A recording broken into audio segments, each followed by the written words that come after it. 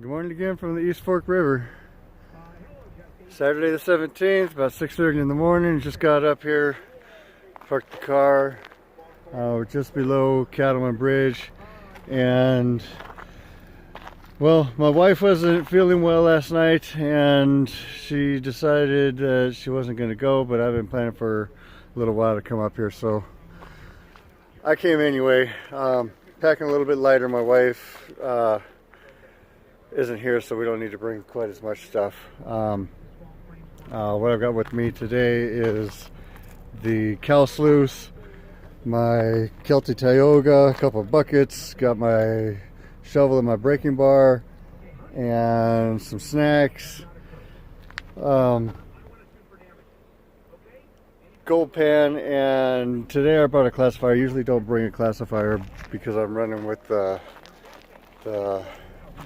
self-classified sluice, but I'm by myself. I don't want to run a bunch of rocks unnecessarily. I think I'm just going to dig out the hole and sift through everything on the side of the hole, and then take the lighter buckets and pay back down to the river. So I'm going to head on out, lock up, and get at it. Okay, so I just wanted to show the cow sluice that I bought, and this is what's considered a fluid bed self-classifying sluice. And by a fluid bed, what I mean is you got this upper deck that you put the material on, and the water runs over the top, washing the material over the grizzly, and any of the heavies will drop through the grizzly and into the V-matting at the bottom, over the riffles and out the back, and the bigger rocks will just pass right on through. Needs a little bit of a current to push the bigger material through and out the end, but seems to like fast water. So again, what I mean by a fluid bed is there's actually a second level, and the water will go through there, and what happens is this perforated screen at the front slows the current down, and my understanding is that the slower current on the bottom matched with the faster current on the top. The slower current creates a low pressure area, and basically a vacuum sucking the heavier material through and washing the lighter material down. The only modification that I've done to this is at the recommendation of one of the guys I met on or saw on YouTube. Talked to him a little bit, and he's got one of these, but he put this V-matting here, and he says that this is a better indication than lifting this screen every now and again to see if you're actually getting any gold. So I put this on here, glued it down, and made relief cuts for the screws in case I need to disassemble this. But the purpose of this is you drop the material here, and the action of the riff or the V-mats are just small riffles, and they kind of let the gold, the heavier gold and black sand stick inside. And you run a couple of buckets or even a scoop or a shovelful through this, you'll get a good indication whether there's any gold in the material or not, and if you need to move on to a different area. But I'm gonna set this up in the river here. I've got to move a bit of rocks. I think I'm gonna move that rock in and kind of dam it up and set it there. I had it set up over there last time, but the drop off is great, but the curve was a little bit too fast, and I think I just blew a bunch of stuff out the back. Anyway, it needs a little bit of a faster current. I don't want to walk all the way across the stream with my buckets. And this area here doesn't have enough water flow. It has enough of a drop, but it doesn't have enough water flow. So again, I think I'm gonna put it right in here. Maybe dam this up a little bit and see if I can run it through here, but it'll take some time getting it set up. My hole's right back over there. Nobody's seemed interested in touching it since I've been here.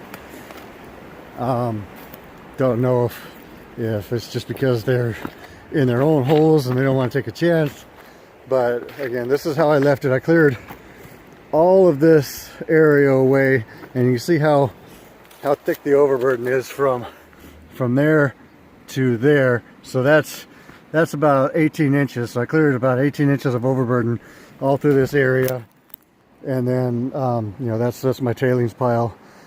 But I'm gonna open this up back around here and then widen this out and then start going back under that rock and under those bit of scrub, and take it down and see how it looks. So with the new reel or the new V matting, I should have a better idea each step of the way, which direction to go and whether or not this is even worth digging in. So my wife's not here. I'm kind of sad about that. She loves coming up here, but I don't. She was sick, and I don't think she would enjoy it. It's kind of cold out right now, but it's going to be a beautiful day. It's probably supposed to be in the 75, 76, and anyway, it's just a gorgeous, quiet day. Nobody else is out here right now, so I'm kind of enjoying that. Okay, well, I'm gonna get started, get this set up, and we'll be back. Okay, here's where I got my sluice set up. There's the bridge. So again, we're just below the bridge.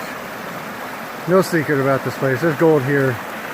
Some people like to go further back, but I guess that's where the bigger gold is.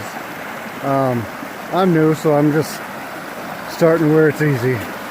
I like the way the sluice is set up. You can see you got a pretty good drop off the back, so I don't have to clear the tailings.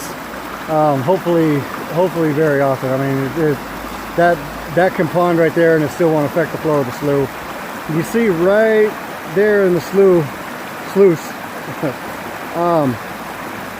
that rise in water, and that's supposed to be there. That's the way they say to set it up. But I think ideally they want it right about there. So it's a little further back. You can see this V. I'm going to come around the other side.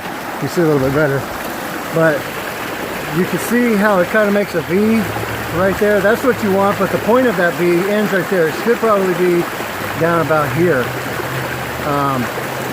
Maybe I'll change it. I think I need to either lower the back or raise the front just a little bit to increase the water flow. But it took about 45 minutes, which is about twice as long as I normally take to set this thing up. And the reason being is I had to create this berm all the way back there to redirect the water, so I have enough water flow coming through here to push to funnel down and push through the sluice. So it took a bit of effort. All in all, I'm happy. I'm gonna see what we get today, so I'll check back in a little.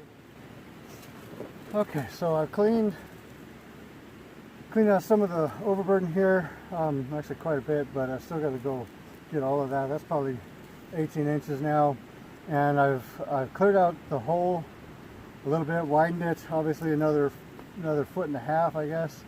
And now that I've cleared out the overburden, I can start working the sides down here. And what this is that I'm looking at is dark black sand mixed in with rust colored sand. So it may be iron, it may just be a discoloration I'm not aware of, or not I don't know what else it might be. But anyway, I'm going to start classifying one bucket just from this area, and I'll show the classification process.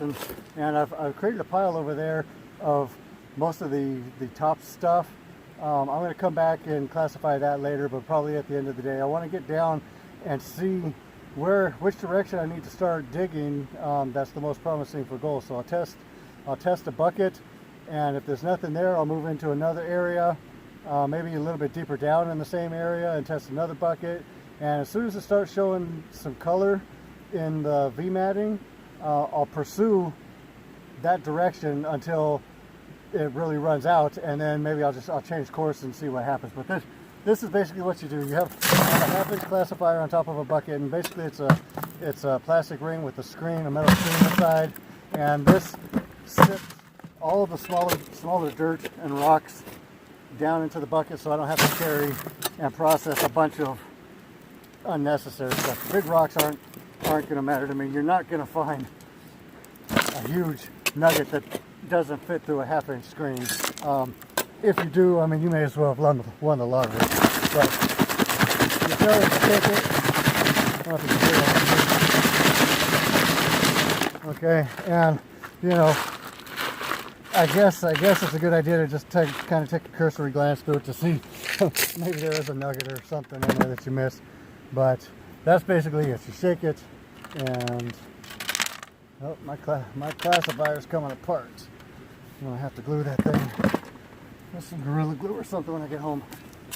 But that's basically it. You shovel some dirt in there, and now that I know that the ring is broken, I'm not gonna fill it all the way. Shaking to throw out the rocks that you're not going to process. Alright, so we'll do this until we get a bucket full.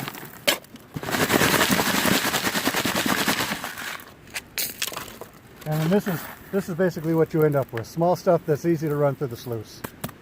Alright, so we'll fill this up. If there's anything in the sluice or in the V-matting, when I process this, I'll show that. Nothing in the first bucket, and I took it from right there. Let me sit back just a little bit so you can see. So I took it from right there. I'm going to dig this out. I'm going to dig back a little bit. There's some rocks down here. This is a big ass rock. I've got to clear all of this out and kind of step up this way or that way. If I have any chance of getting that thing out. But there's some rocks underneath. I'm going to clear this out and then start clearing back here, and then if I see more color like that, I'm going to start classifying it. Otherwise I'm just going to pile it right there and come back and classify that a little bit later. But I want to put in some work and get this hole opened up and down, and then start testing some buckets at that point. But I cleared that out. I'm going to abandon that right this second, and then go down and start doing this. So check back with you later. Okay, so I was working in the hole for a little bit, and it gave the sluice a chance to clear out somewhat. And you know, again, I just ran one bucket from that one area that I pointed out earlier, and I don't know if you're gonna be able to see, but there, you can't really see, and it's not that good in the light, but that is definitely a small piece of gold. I really don't see anything else in there, but just that one little piece makes me happy. I mean, it just shows that there's something in that hole, and we're still in the very top portion of it. Anyway, I got my second bucket ready to go. I'm gonna run that right now, and we'll see. I'll tell you what, I wanted to bring a tripod, but I don't have one, and I don't have one of those. I mean, I always thought they were stupid, but now I wish I had one of those selfie sticks to hold my phone, so I can record while I'm digging. But you know, you can't really see because of the shadow. But I'm getting down there. I initially wanted to remove that big rock, but then I found that one, and so I started digging around the back side of it, and there's another big rock right back there. I don't know what I'm going to do. I'm going to, I guess, keep going back that way, or try to dig around this one, and maybe try to clear the dirt from that.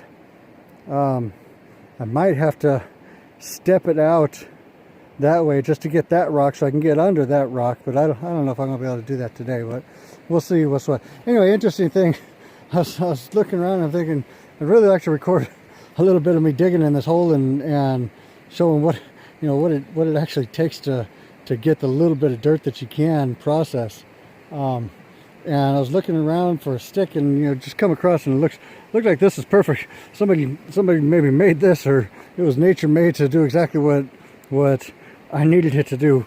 But we'll stick my phone right in here, and it holds it pretty well. It's kind of snug. And then I'm going to brace this thing up with some rocks and see if it holds. Hopefully my phone doesn't end up down in the hole with the rocks. So we'll see what happens with that. Hang on.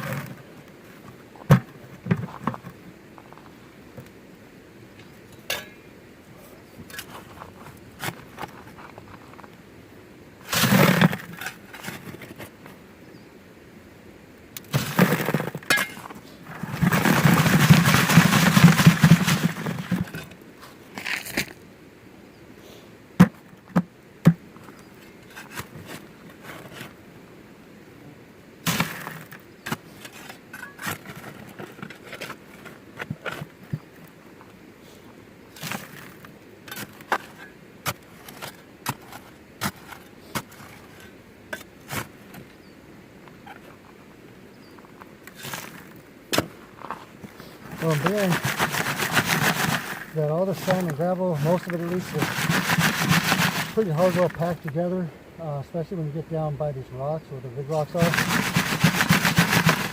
And it's somewhat damp, so there's a lot of sand still sticking to this. And I'm not just throwing this stuff away, making a pile just behind me. And what I intend to do at the end of the day, I'm going to run that upper level stuff, but the rocks and stuff that I classify and discard, I'm going to bring some water over here, a bucket of water, throw all of that gravel in there, swish it around, and then just screen all that material out and get just the concentrates, and then process that in the pan. And you know, talking to Chris Torres, and I mean you'll hear from everybody, but Chris Torres started doing this, and I'm gonna follow suit. You find that a lot of times there's small flakes of gold. Most of it's micro stuff, but you find that you throw these things away without washing them, and you're throwing gold away. So you're digging it out. You may as well process it and see if you get something out of the efforts. Okay, so I collapsed a bit of that wall just to make room so I can start digging under this big rock, and then once I break it free from the dirt and rock around it, maybe I'll be able to shift it out of the way, and then maybe prop it up with another rock. Maybe dig that down a little bit further if this doesn't show any promise after I run this bucket through the sluice, and maybe dig it down and just roll this rock back and drop it down in a hole. That way I can start working back this way. So anyway, that's what I'm doing. I don't want to just keep showing the same thing, but it gives you a little bit of an idea of the effort that goes into this. And you know, it doesn't look like fun playing in the dirt, but I'm just a big kid, and I grew up playing in the mud. I grew up playing in the dirt and camping and getting dirty, and I miss this kind of stuff. And you know, I've got 2 young grandchildren, and they're both boys. They need to be out here doing this kind of stuff. And you know, if you have any interest in trying out a new hobby, this is pretty cheap. I mean, you can buy a bucket for $3 at Home Depot. Probably get a shovel on Craigslist somewhere, and a pan you can probably get on Craigslist, or you know, you buy it from Amazon for a few bucks. Really not that hard to get into just to begin with, and get the family out and doing this stuff. So you know, it's a good adventure. Get kids out of the house, away from the electronics, and get them out doing something with their hands, and it's good activity too. So you know, you get good exercise. I really enjoy it. Again, I wish my wife were out here. She would probably be posted up in the shade napping and enjoying the peace and quiet. I've only seen one person walking out here. A lot of people driving by, going up to the trailhead to the bridge to nowhere, probably going on a hike. But none of the prospectors. Paco hasn't come out. Haven't seen anybody else out in this area. But you know, kind of got the world to myself right now. So I don't know.